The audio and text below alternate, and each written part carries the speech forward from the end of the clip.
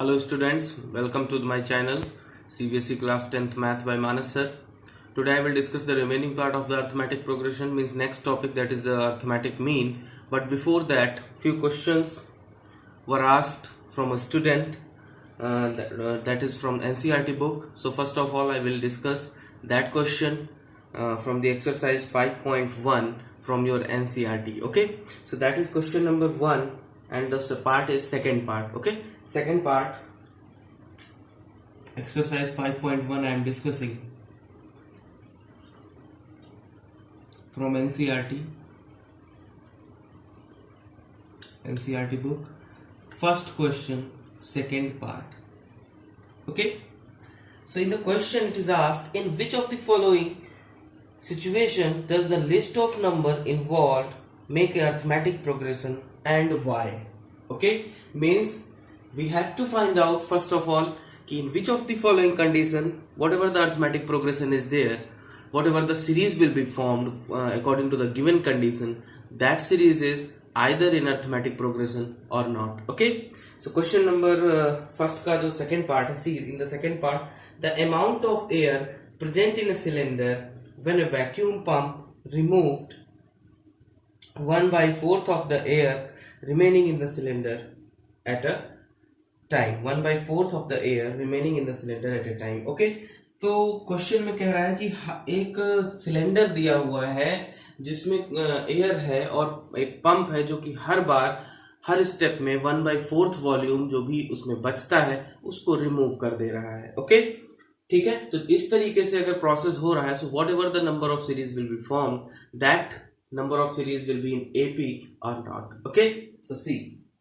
देखिए, let volume be the cylinder.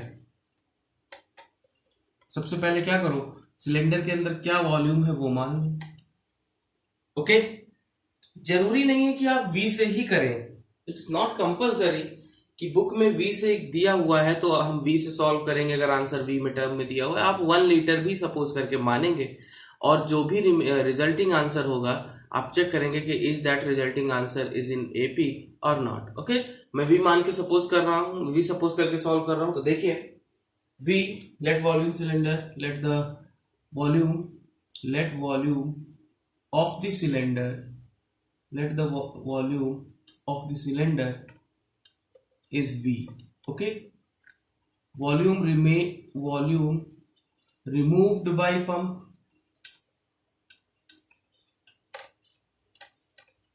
कितना volume remove हो जाता है, 1/4 of the total volume. Okay, 1/4 of the total volume. तो पहले स्टेप में वॉल्यूम V था, नेक्स्ट स्टेप मान लो सेकेंड स्टेप में जब पंप ने स्टार्ट किया तो V minus 1/4 of V, that is remove, remaining is 3/4 V. Okay, in the third step क्या होगा, 3V/4 ये वॉल्यूम बचा हुआ था, इसका 1/4 of remaining volume that is 3V/4 ये रिमूव हो गया. ओके, तो आप देखो ये दोनों टर्म कॉमन है तो इसको बाहर ले लो, तो क्या बचेगा, 3V/4 and 1 minus 1/4, that is this one is 3/4. You can write in this way, 3/4 square into V. Okay, this one is remaining amount. अगला नेक्स्ट स्टेप देखें. In the next step means fourth step में क्या होगा, जो volume बचा हुआ था means 3/4 square V, इसमें से 1/4 वॉल्यूम क्या हुआ, निकाल दिया पंप ने, किसका, बचे हुए का 3/4 स्क्वायर ऑफ V. ओके, तो इसमें भी देखो 3/4 स्क्वायर ऑफ V आप कॉमन ले सकते हो, 3/4 square of V is common, so 1 minus 1/4, that is you can write इसको क्या आप लिख सकते हैं, 3/4 to the power 3 into V and so on. इसी तरीके से आगे भी आप सीरीज फॉर्म कर सकते हैं. तो आप देखें what will be the series that is formed according to given condition. So series will be क्या बन रही है, पहले v था, फिर 3/4 v हो गया, फिर 3/4 का स्क्वायर इंटू v हो गया, फिर 3/4 का क्यूब इंटू v हो गया, एंड सो ऑन। ओके, ठीक है बेटा। अब इसमें आप देखो कि अगर आप इस टर्म को इस टर्म से माइनस करो, ओके,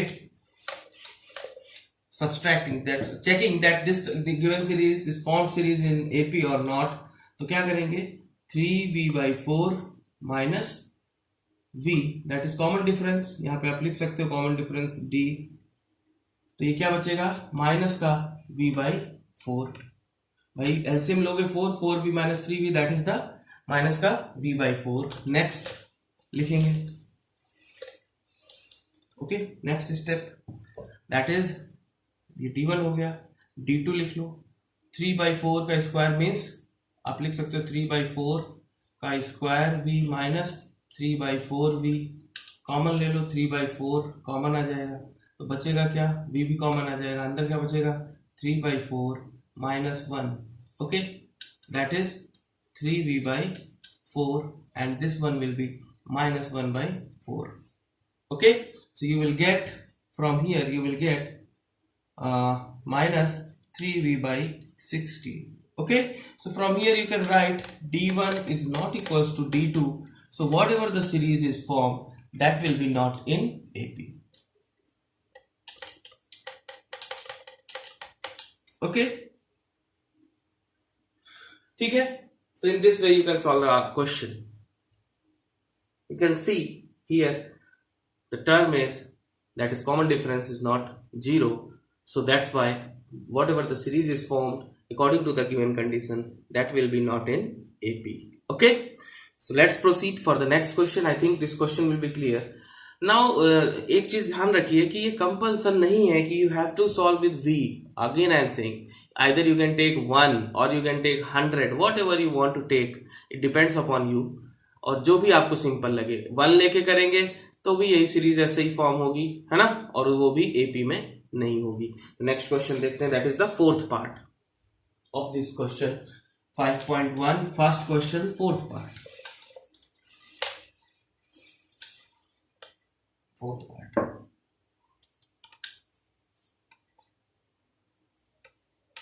देखो, फोर्थ पार्ट में लिखा हुआ है the amount of money in the account every year, sorry, the amount of money in the account every year when 1000 is deposited at compound interest at rupees 8% per annum, okay, so compound interest के लिए आप जानते हो formula कि if p is the principal amount, okay, p is the principal amount अगर p है and r is the rate of interest, okay, then p is equals to, what is the formula, 1 plus, sorry, p is equals to amount a is equals to p 1 plus r upon 100 to the power n, that is the formula for the compound interest, that is the formula for the compound interest, okay, amount a equals to p 1 plus r upon 100 to the power n, so first year है ना, so money in the account at the end of the first year, that is A1, you can take, amount is 8,000, I think amount is 8,000, no, amount is 1,000, sorry, it is 10,000, amount is 10,000, 1 plus rate of interest is 8 upon 100 to the power n is the time in years, okay, time in years, so that will be 1, it means first year you will get 10,000, 1 plus 8 upon 100, that is the first. Second year you will get 10,000, 1 plus 8 upon 100 to the power 2,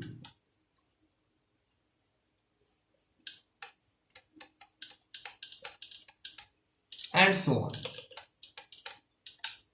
So when you will calculate the common difference for this, means common difference D that will be A2 minus A1 है ना, and you can calculate A3 also, that will not be equal to A3 minus A2, क्योंकि भाई यहाँ पे power के term में अगला term क्या होगा, आप अगला टर्म भी लिख लो और उसके बाद ये कंडीशन बिल्कुल जस्टिफाइड है कि ये टर्म इक्वल नहीं होंगे, ठीक है, ये टर्म का डिफरेंस इक्वल नहीं होगा। ओके, तो अगर कॉमन डिफरेंस इक्वल नहीं है, it means the given condition, according to the given condition, the series will not be in AP. okay, series AP में नहीं होगी, ठीक है। आप इस तरीके से भी देख सकते हो, ये तो क्वेश्चन हो गया, ये वाला डिफरेंस इक्वल नहीं होगा कैसे, देखिए, एक मान लो 1 2 नंबर है, दूसरा 2 स्क्वायर है, तीसरा 2 क्यूब है, चौथा 2 to the power 4 है ना, तो हो गया 2 4 8 एंड 16, इसका डिफरेंस कितना हो गया 2, इसका डिफरेंस 4, इसका डिफरेंस 8, तो कॉमन डिफरेंस इक्वल कहाँ आ रहा है।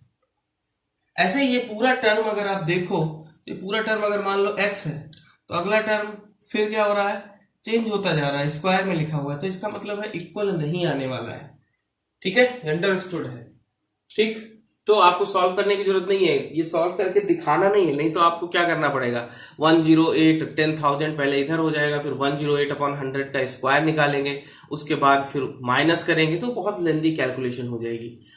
तो ऊपर जो मैंने एग्जांपल बताया 2 स्क्वायर 2 क्यूब, तो ये कभी इक्वल नहीं आते हैं, इस तरीके के क्यूब हैं, क्यूब में से आप स्क्वायर को माइनस करोगे तो इक्वल नहीं रहेगा। ओके, क्योंकि ये कॉमन टर्म हो जाएगा, ये टर्म तो सेम है ना सब में, ठीक है बेटा, समझ में आ रहा होगा। ओके, ठीक है।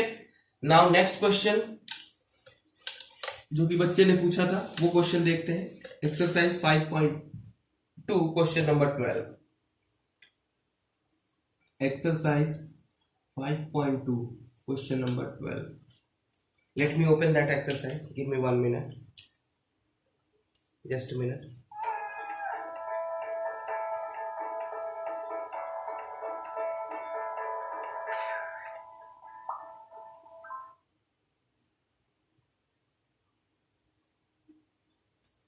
Just a minute, my phone is ringing, just a minute, give me 1 minute।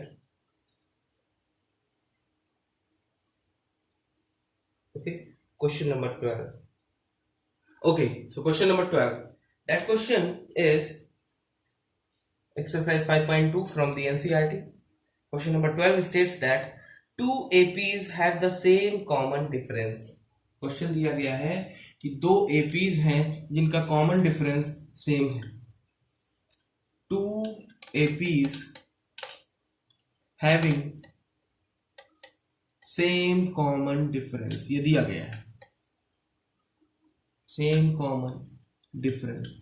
Okay, तो इसका मतलब let that common difference suppose कर लीजिए इज डी, क्योंकि ये दोनों के लिए दोनों एपी दी गई हैं उनके लिए ये कॉमन डिफरेंस क्या है, सेम है। ओके, अब अगर ये कॉमन डिफरेंस सेम है, 2 एपीज हैं, तो let first term be A1 and A2 for both APs. Okay, suppose कर लो कि पहला टर्म क्या है, A1 एंड A2 है। अब आगे क्वेश्चन में देखिए क्या लिखा है, the difference between their 100 term is 100। इन दोनों के 100th टर्म का डिफरेंस 100 है। ओके, तो निकाल लो 100 term for the first AP, that will be A1 plus 100 minus 1 D, it means A1 plus 99 D। Suppose this one is equation number 1। Okay, इसी तरीके से 100th term for the second, that will be A2 plus 100 minus 1 D। जैसा दिया हो बस वैसा ही लिखना रहता है, A2 प्लस 99 D। ये इक्वेशन कौन सी हो गई, 2। अब वो कह रहा है, क्वेश्चन में ये कह रहा है कि उनके मतलब इन दोनों एपीज के 100th टर्म का डिफरेंस 100 ही है, 100 टर्म का डिफरेंस 100 है, ऐसा क्वेश्चन में लिखा है। तो according to question according to question, what condition is given? T100 of first AP minus T100 100 term of second AP is equals to 100. ये दिया हुआ है आपको, है ना. 100 term of the first AP minus 100 term of the second AP is equals to 100. Okay, अब इसको देखो आगे क्या करेंगे. इसमें लिख देंगे इसकी वैल्यू. क्या आ रहा है? पहला वाला A1 plus 99D minus A2 minus 99D is equals to 100. Minus करोगे, इसमें से इसको माइनस करोगे तो सारे साइन चेंज हो जाएंगे. तो ये तो सेम है, कैंसिल हो गया. तो A1 minus A2 is equals to 100. ये एक इक्वेशन बन गई आपकी. ठीक है. Suppose this one is equation number 3. ठीक है, यहां तक क्लियर है. जैसा क्वेश्चन में बताया गया था उसी को लेके आगे बढ़े हैं और देखिए क्या आंसर आ रहा है. यहां तक आ गया है. अभी आगे क्वेश्चन में क्या कह रहा है ये देखिए. What is next part of this question? What is the difference between their 1000 term? Okay, what is the difference between their 1000 term? देखिए 1000 टर्म के लिए डिफरेंस क्या होगा ये पूछा है उसने. ठीक है, तो पहला क्या करेंगे हम? 1000 term of the first AP क्या आ जाएगा? ए प्लस 999 भाई 1000 माइनस 1 डी. और फर्स्ट एपी है तो A1 डी. दोनों के लिए सेम है, फर्स्ट और सेकंड के लिए. सेकंड के लिए देखो T 1000 for the second term that will be A2 plus 999 D. ये सेकंड के लिए होगी. ओके, अब वो पूछ रहा है कि what value T100 of first T1000 of second, what will be that value? Okay, minus कर दो दोनों को तो क्या आ जाएगा? A1 minus plus 999D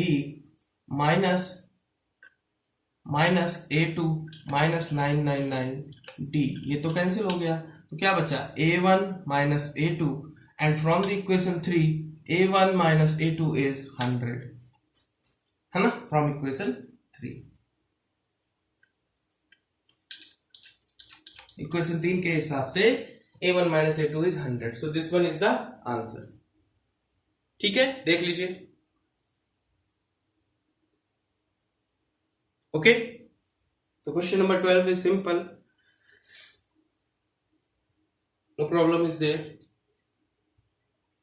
okay, clear. पहले हम 100 टर्म का डिफरेंस निकाल लेंगे तो देखेंगे 100 ही आ रहा है.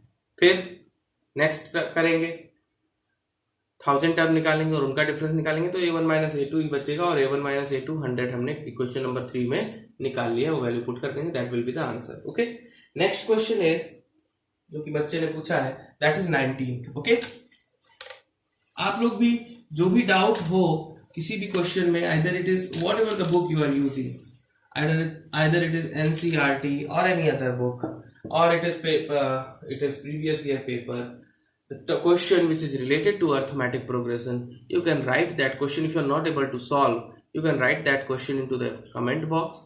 I will see that question, okay, and I will explain that. Okay, so next question is question number 19. See. Okay, question number 19th is saying that, what is saying? Question number 19th एक बार पढ़िए जरा ध्यान से. उसको लिखा हुआ है कि Subbarao started work in 1995 at an annual salary of rupees 5,000. Starting salary, annual salary.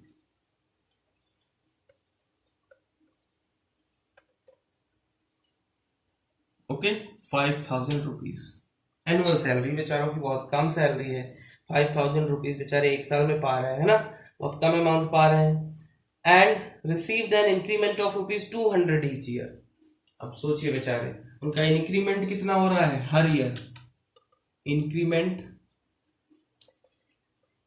Okay, increment, just a minute, हाँ, इंक्रीमेंट पर year that is rupees 200. Okay, अब पूछा गया है कि in which year did his income reach ₹7,000। पूछा गया है कि when, after how many years, कितने सालों बाद या कितने साल बाद उनकी इनकम कितनी हो जाएगी, 7,000 रुपीज हो जाएगी, ये पूछा गया। Okay, after how many years means n निकालना है आपको। मीन्स आप देखिए, अब इसको जरा एपी में बदलिए। पहला उनकी सैलरी 5,000, नेक्स्ट ईयर 200 रुपए ऐड हो गए 5,200, नेक्स्ट ईयर 200 ऐड हो गए 5,400, और ऐसे करते करते कहां तक पहुंचना है, 7,000 तक। तो देखिए ये क्या हो रहा है, एक एपी फॉर्म हो रही है जिसमें फर्स्ट टर्म आपको दिया है, नेक्स्ट टर्म दिया है, total number of years n निकालना है, किस साल में ये 7,000 हो जाएगी। तो देखिए इसके लिए ए आपको कितना है 5,000 और डी कितना है 200, टीएन कितना है 7,000, एन की वैल्यू निकालनी है। ओके, सो आप ऐसे लिख सकते हो t n equals to a plus n minus 1 d. A is 5,000 plus N you have to find out, D is 200, okay, and TN is 7,000। ठीक है, अब इसको इधर भेजोगे, ये 5,000 इधर आएगा, ये पॉजिटिव निगेटिव में हो जाएगा, तो 7,000 में से 5,000 चल गया, कितना हो जाएगा 2,000, that is n minus 1 into 200। here n minus 1 will be 2,000 upon 200, ये कैंसिल हो गया, क्या हो गया 10 बचा यहाँ पे, मतलब n minus 1 is equals to 10, means n is equals to 10 plus 1, that is 11, means after 11 years salary of Subba Rao will become 7,000। Okay, देख लो एक बार अच्छे से, कोई डाउट हो कहीं पे भी आप हमारे कमेंट बॉक्स, जो कि कमेंट बॉक्स है इस वीडियो के नीचे, उस कमेंट बॉक्स में आप अपना डाउट लिखिए, क्वेश्चन नंबर लिखिए, or you can write question directly। okay, so I will explain that question in the next class। okay, so now should we proceed for the next question, that is last one, which is asked, that is question number 20। very simple, चलिए question number 20 देखते हैं।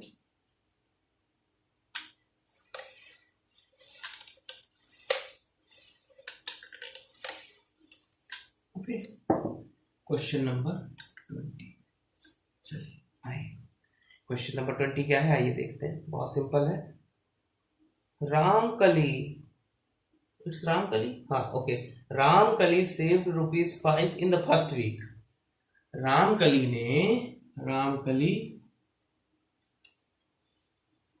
Saved rupees in first week is 5, है ना, 5 रुपए वो जोड़ लेती है, 5 ठीक से लिखो भाई, समझ में आए, 5 rupees. Okay, and then increased her weekly saving by ₹1.75, और अब वो वीकली सेविंग कितना बढ़ाती जा रही है, 1.75 हर वीक में वो 1.75 जो भी उसके पास सेविंग है उसको बढ़ाती जा रही है। ओके, फर्स्ट वीक में उसने 5 रुपए बचा लिए, उसके बाद सेकेंड वीक में 1.75 ऐड हो गए, थर्ड वीक में 1.75 ऐड हो गए। इसका मतलब ये हुआ, according to the given condition, question में जो दिया गया है आप पढ़ोगे उसको तो उससे समझ में आ जाएगी कि फर्स्ट तो उसका 5 है टर्म जो सीरीज बनेगी, नेक्स्ट कॉमन डिफरेंस कितना है, हर बार 1.75 रुपीज ऐड हो जा रहे हैं, रुपीज लिखने की जरूरत नहीं है, common difference is 1.75,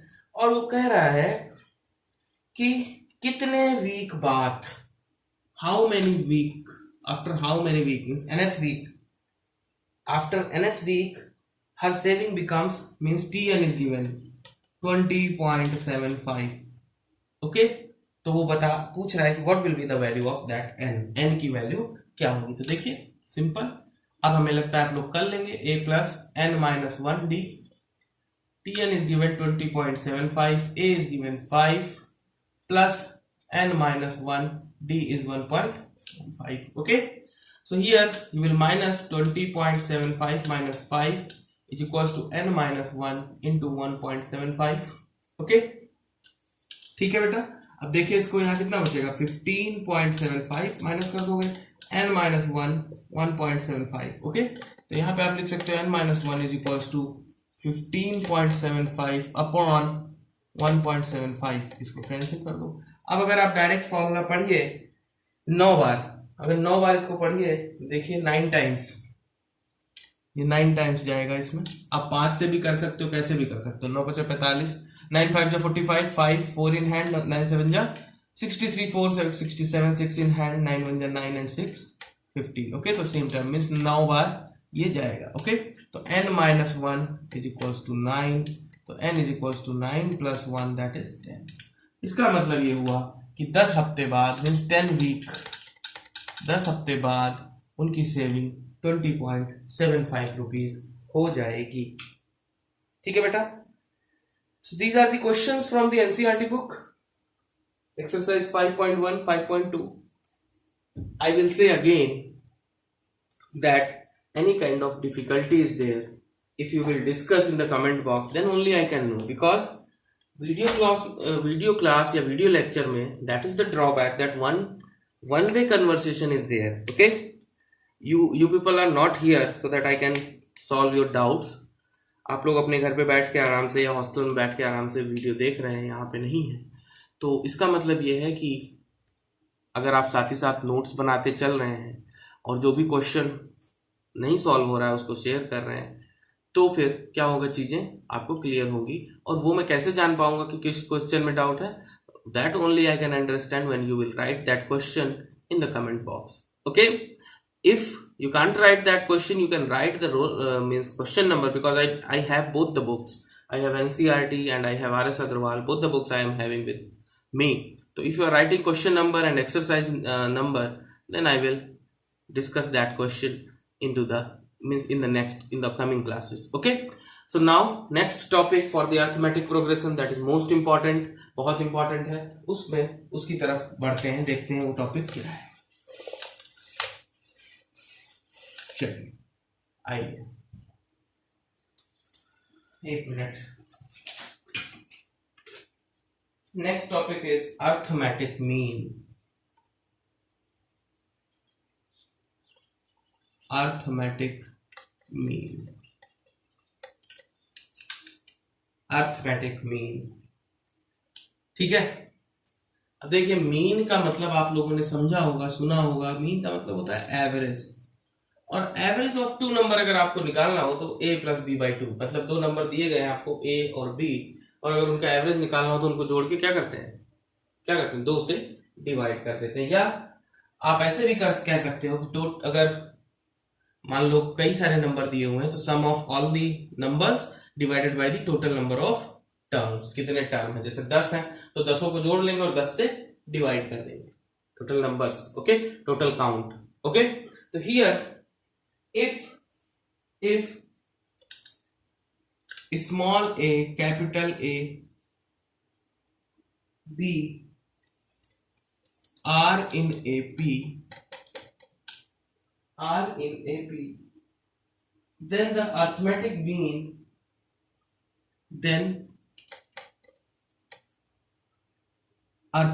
mean, AM you can say, then arithmetic mean कैसे निकालेंगे arithmetic mean को? देखिए, अगर ये AP में है इसका मतलब क्या होगा, इसका मतलब ये होगा कि A माइनस A, इसको इसमें माइनस कर दें तो कॉमन डिफरेंस मिल जाएगा, और वो कॉमन डिफरेंस इसके बराबर होगा B माइनस A, है कि नहीं। अब इस A को इधर शिफ्ट कर दो, उसको इधर शिफ्ट कर दो, क्या हो जाएगा, A plus A is equals to A plus B, means 2A is equals to A plus B, means A is equals to A plus B by 2।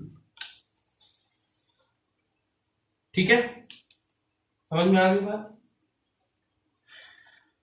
इसका मतलब ये है कि अर्थमेटिक अगर 2 टर्म दिए गए हैं, बीच का अर्थमेटिक मीन, ये जब बीच में टर्म लिखा होता है ये इन दोनों टर्म का अर्थमेटिक मीन होगा अगर ये सीरीज किसमें है, AP में है।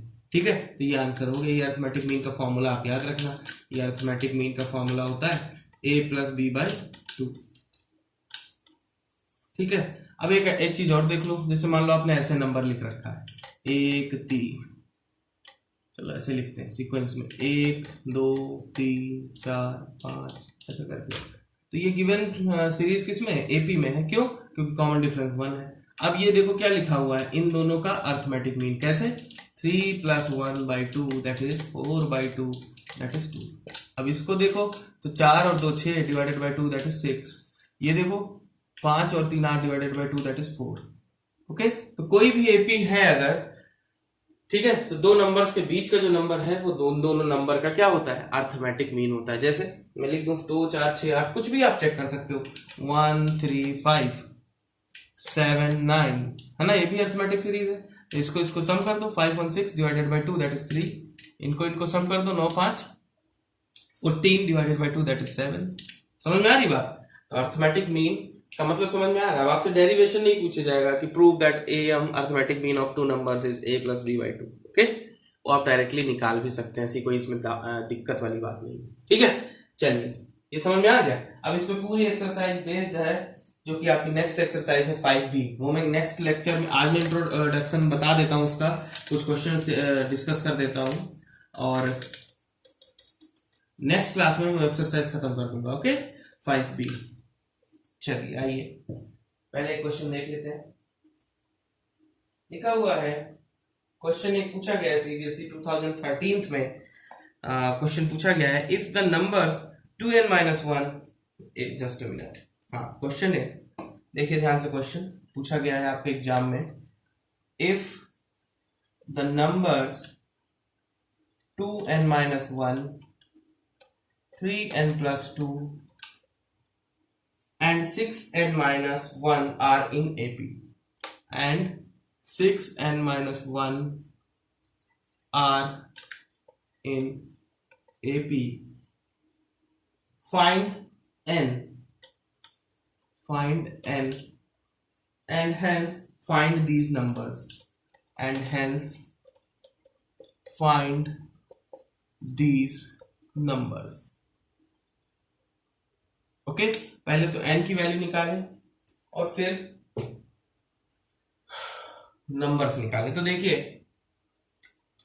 ये नंबर्स अगर एपी में है तो क्या होगा, middle term that is 3n plus 2 किसके बराबर होगा, 2n minus 1 plus 6n minus 1 by 2 के बराबर होगा। मैंने बताया ये कॉन्सेप्ट अभी इससे पहले, इसमें कोई डाउट नहीं होना चाहिए। अब क्रॉस मल्टीप्लाई कर लो तो क्या हो जाएगा, 6n प्लस 4, इसको ओपन कर लो, 2n minus 1 plus 6n minus 1, that means 6n plus 4 is equals to 2n plus 6n that is 8n minus 2। Okay, ठीक है, इसको इधर ले आओ तो 2 4 और 2 कितना हो जाएगा, 4 और 2 ऐड हो जाएगा 6 हो जाएगा, ये 8n माइनस 6n हो जाएगा। इसका मतलब 2n बराबर कितना हो जाएगा, 6। It means n is equals to 3, n is equals to 3। अगर n 3 हो गया तो पहला टर्म क्या हो गया, फर्स्ट टर्म क्या हो जाएगा, 2 into 3 minus 1 that is 6 minus 1 that is 5। Second term 3n plus 2 that is 9 plus 2 that is 11। Third term 6n means 18 minus 1 that is 17. Okay, so 5 11 17, 5 11 17, that are the numbers. Okay, ठीक है बेटा, तो this one is all for this lecture. Today's lecture, this one is all about for the today's lecture. So in the next class I will discuss exercise 5b, and once again I will say that any kind of difficulty is there, so please mention that difficulty, please mention that doubt in the comment box, okay, so that I can go through that. Okay, so please like, subscribe and share my channel to your friends. Okay, so thank you very much, thank you for listening.